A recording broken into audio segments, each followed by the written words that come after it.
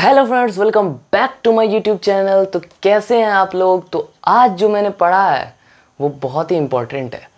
तो आज मैंने क्या पढ़ा है आपको बताता हूँ। मैंने लाइट चैप्टर पढ़ा है। आप लोग मुझे जानते होंगे, अब 2-3 वीडियोस मैं बना चुका हूँ अपने चैनल पर। तो आज मैंने रिफ्लेक्शन थ्रू स्फेरिकल मिरर पढ़ा है, तो इसको आज कवर करते हैं इस वीडियो में।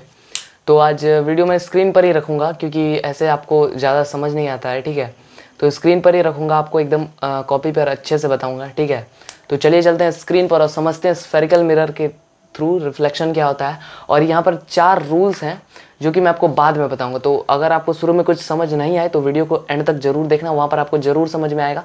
क्योंकि कुछ रूल्स हैं जो कि मैं आपको लास्ट में बताऊंगा। 4 रूल्स वो मैंने नोट्स उसी हिसाब से बनाया हुआ है। तो अगर आपको शुरुआत में समझ ना आए तो आप लास्ट तक जरूर रुकना, आपको हर एक पॉइंट क्लियर होकर जाएगा। और अगर मुझसे कुछ मिस्टेक हो जाए या फिर आपको समझ ना आए तो मुझे कमेंट जरूर करिएगा, मैं उसके ऊपर दोबारा से वीडियो बनाऊंगा, ठीक है।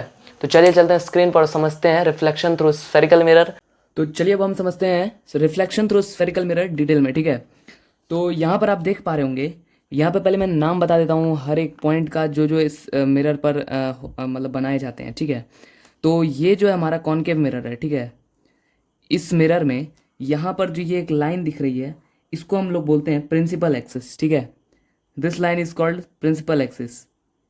और उसके बाद यहाँ पर जो एक पॉइंट दिख रहा है आपको प्रिंसिपल एक्सिस के एकदम लास्ट में, इस मिरर के एकदम सेंटर पे, इसको हम लोग बोलते हैं पोल, ठीक है। और इस पोल से आधी दूरी पर जो पॉइंट हमारा बनता है उसको हम लोग बोलते हैं सेंटर ऑफ कर्वेचर। और ये सिंबल है जिससे उन्हें डिनोट किया जाता है, ठीक है। और ये जो आपको दिख रहा है यहाँ पर बीच में एक एफ लिखा हुआ, इसको हम लोग बोलते हैं फोकस या फिर प्रिंसिपल फोकस। ये दोनों में से आप कुछ भी बोल सकते हैं, फोकस या प्रिंसिपल फोकस, ठीक है। और ये फोकस और पोल की जो बीच की दूरी होती है उसको हम लोग बोलते हैं फोकल लेंथ, ठीक है। ये फोकस और पोल इसके बीच की जो दूरी है इसको हम लोग बोलेंगे फोकल लेंथ, ठीक है। और इसके बाद यहाँ फोकस और सेंटर, ये जो दूरी है इसको हम लोग बोलेंगे रेडियस ऑफ कर्वेचर, ठीक है। इसको फोकल लेंथ और इसको रेडियस ऑफ कर्वेचर। ये सी से पी, ये पूरी यहाँ तक ये हो गई रेडियस ऑफ कर्वेचर। और इसका जो आधा हुआ वो हुआ आपका फोकल लेंथ, ठीक है। इसको याद कर लीजिएगा, बहुत इंपॉर्टेंट है, ये बहुत ज़्यादा इंपॉर्टेंट है। इसी से आपका सब कुछ चलेगा अभी आगे जो भी आने वाला है। तो ठीक है, तो एक बार फिर से मैं बता देता हूँ। ये लाइन प्रिंसिपल एक्सिस, ठीक है। इस पे ये वाले पॉइंट को बोलते हैं पोल, उसके बाद फोकस, उसके बाद सेंटर ऑफ कर्वेचर, और सेंटर ऑफ कर्वेचर और पोल की जो बीच की लाइन है इसको बोलेंगे रेडियस ऑफ कर्वेचर, ये दूरी को। और फोकस और पोल के बीच में जो दूरी है उसको बोलेंगे फोकल लेंथ। अपार्चर भी आप जान लीजिए, अपर्चर होता क्या है। तो जितने जितने एरिया पर जो लाइट जो है वो पड़ती है ना मिरर के, उसी को हम लोग बोलते हैं अपर्चर। जैसे मैं आपको एक अच्छे से यहाँ पर बताता हूँ, एक सेकंड के। जैसे ये एक पेज है, ये आपका हो गया कॉनकेव मिरर, ठीक है। तो इसका अपर्चर क्या है, अभी कहाँ पर लाइट पड़ रही है, इसी एरिया पे, ये तो ये हुआ इसका अपर्चर, ठीक है। जिस एरिया पे समझ लो लाइट जिस एरिया पे पड़ रहा है मिरर के, उसी को हम लोग बोलेंगे अपर्चर, ठीक है। तो ये हो गया आपका कॉन्वेक्स कॉनकेव का बात। ये कॉनकेव मिरर है, और कॉन्वेक्स में भी सेम वही सारे रूल्स लागू होंगे, ठीक है। बस यही है, रिफ्लेक्टिंग सरफेस इस तरफ से हो जाएगा, ठीक है। अब आते हैं हम कि कॉनकेव मिरर का जो काम क्या है। तो यहाँ पर देखिए नाम से ही पता चल रहा है, कॉनकेव यानी कन्वर्ज करता है, ये जो है एकत्रित करने का काम करता है, ठीक है। तो यहाँ पर आप देख सकते हैं जैसे कि ये कॉनकेव मिरर है, और इसमें आप देख सकते हैं यहाँ से जैसे ही रेज डाली गई, 2 रे यहाँ से डाली गई है, और ये मिरर से टकरा कर रिफ्लेक्ट बैक होकर ये फोकस से गई है। ये टकराई, ये फोकस से गई, ये टकराई, फोकस से गई। इसके लिए अभी आप टेंशन मत लीजिएगा, इसके लिए हम रूल्स पढ़ना होगा 4 जो कि इसमें काम आएंगे। तो वो मैं इसके बाद आपको बता देता हूँ। अभी आप बस ये समझ लो, याद कर लो थोड़ा सा, ठीक है। तो अभी बस आप समझो, यहाँ से कॉनकेव मिरर में अगर रेज टकराती है मिरर पर और रिफ्लेक्ट बैक कर फोकस से जाती है, ठीक है। ये आप देख सकते हो, टकराई, फोकस से गई, टकराई, फोकस से गई, टकराई, फोकस से गई, टकराई, फोकस से गई। तो इसी को बोलते हैं कन्वर्जिंग, यानी कितनी सारी भी रेज आ जाए वो कन्वर्ज होके इस एक फोकस पे ये केंद्रित हो गई है, ठीक है। और वहीं आप यहाँ पर देख सकते हैं, ये है कॉनकेव कॉन्वेक्स मिरर। और यहाँ पर आप देख सकते हैं जैसे ही रेज आई, ये फोकस का यूज कर कर रिफ्लेक्ट बैक चली गई। ये है डाइवर्जिंग मिरर, ठीक है। ये डाइवर्ज करती है, फैलाती है, ये एक जगह करती है, ये फैलाती है, ठीक है। तो यहाँ से लाइट रे आई, फोकस का यूज करके रिफ्लेक्ट बैक चली गई, आई बैक चली गई, आई बैक चली गई, आई बैक चली गई, आई फोकस का यूज़ करके बैक चली गई, आई फोकस का यूज़ करके बैक चली गई। ठीक है, तो यहाँ तक आपको क्लियर हो गया। ये कन्वर्जिंग मिरर, ये डाइवर्जिंग मिरर, यहाँ तक तो एकदम सिंपल था। ठीक है, और अब हम पढ़ते हैं यहाँ पर ये अपार्चर, इन सब का एक बार डिफिनेशन सुन लीजिए आप प्लीज़। एक बार अच्छे से मैं आपको डिफाइन कर देता हूँ। Aperture, it is the point on the spherical mirror from which actually the reflection occurs. ये वही पॉइंट है जिसपे कि रिफ्लेक्शन ऑकर होता है, यानी जिसपे कि लाइट रेस गिरती है और वहाँ से बैक जाती है, ये वही पॉइंट है एक्चुअली में। ठीक है, और दूसरा है कि सेंटर ऑफ कर्वेचर, तो it is the centre of spherical mirror.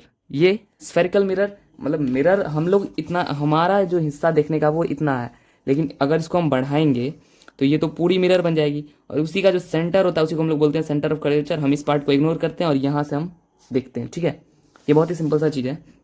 और उसके बाद रेडियस ऑफ कर्वेचर, मैंने जैसे कि आपको बताया, it is the distance between C and P. Centre of curvature से लेकर पोल के बीच की जो दूरी है इसी को हम लोग बोलेंगे आर, यहाँ पर लिखा हुआ भी है, इसी को बोलते हैं रेडियस ऑफ कर्वेचर। ठीक है, ये तो बहुत सिंपल सी चीज़ थी। और उसके बाद है हमारा फोकस, ये मेन है, थोड़ा सा इसको आप याद कर लीजिएगा, बहुत ज़्यादा मेन है।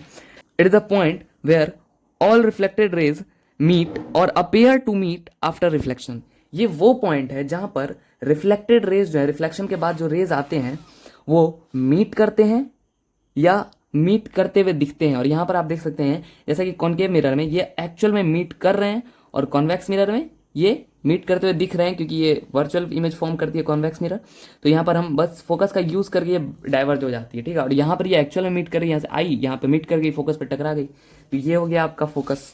ठीक है, और उसके बाद आप देख लेते हैं pole. It is the point where the principal it is the point where the principal axis strikes the mirror. ठीक है, ये वो पॉइंट है जहाँ पर ये प्रिंसिपल एक्सिस जो है, ये लाइन इसका नाम है प्रिंसिपल एक्सिस, ये मैंने आपको बताया था।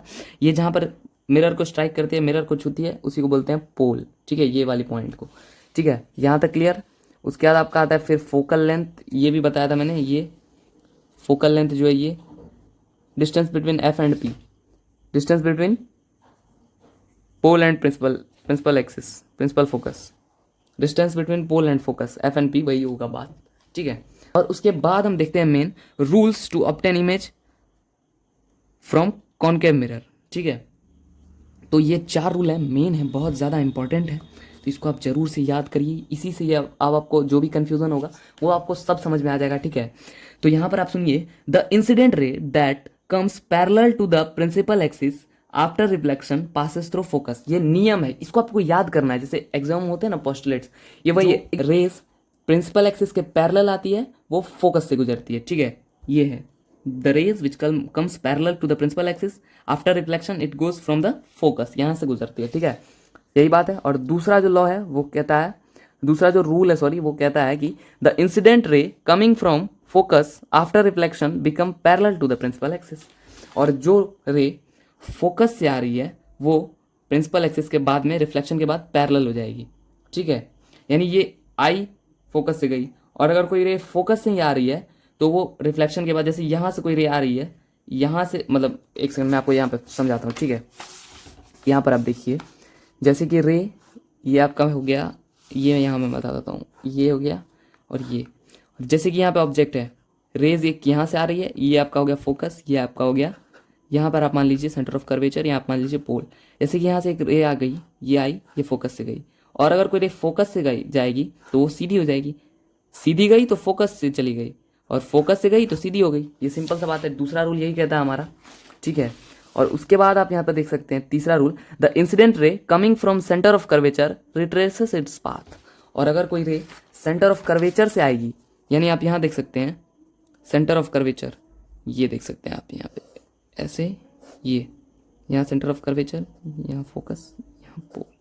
और अगर कोई रे सेंटर ऑफ कर्वेचर से जाएगी, जैसे यहाँ से ऐसे गई, इस सेंटर ऑफ कर्वेचर, इस सेंटर ऑफ कर्वेचर से गई, तो ये जैसे इस सेंटर ऑफ कर्वेचर से गई तो ये अपने पाथ को रिट्रेस करेगी। रिट्रेस का मतलब होता है जैसे आई है वैसे ही जाएगी, जैसे ये लाइन आई और ये ऐसे ही चली गई। नॉर्मल इंसिडेंस वाला केस मैंने आपको फर्स्ट या सेकंड वीडियो में शायद बताया था ये। ठीक है, तो ये बहुत जगह काम आता है, इसलिए इसको स्पेशल केस बोला जाता है, जो कि नॉर्मल इंसिडेंस का केस। बस ये तीनों हो गया आपका कवर। और चौथा जो है वो ये कहता है कि the incident ray striking on pole by certain angle is reflected through the same angle. यानी इसका मतलब ये हुआ कि द इंसिडेंट रे अगर पोल पे स्ट्राइक कर रही है किसी स्पेसिफिक एंगल बनाकर, तो वो उसी एंगल से वापस जाएगी। ये तो एकदम बेसिक है, नॉर्मल। ये ऐसे जैसे आप यहाँ पर देख सकते हैं, अगर कोई रे यहाँ पर ऐसे पोल पे जा रही है, पोल से स्ट्राइक कर रही है, तो जिस एंगल यहाँ पे जो जितने डिग्री का एंगल बना है उतने ही डिग्री का एंगल बनाकर यहाँ से भी रिफ्लेक्ट भी करेगी। यानी ये एंगल, एंगल ऑफ इंसिडेंस और एंगल ऑफ रिफ्लेक्शन, ये बराबर होगा। ठीक है, तो ये चारों रूल्स यही कहते हैं, ये मेन है। तो गाइस आज की वीडियो यहीं तक थी, तो मिलते हैं आपसे फिर किसी नेक्स्ट वीडियो में किसी और धमाकेदार टॉपिक के साथ। तब तक के लिए thank you so much for watching, bye bye.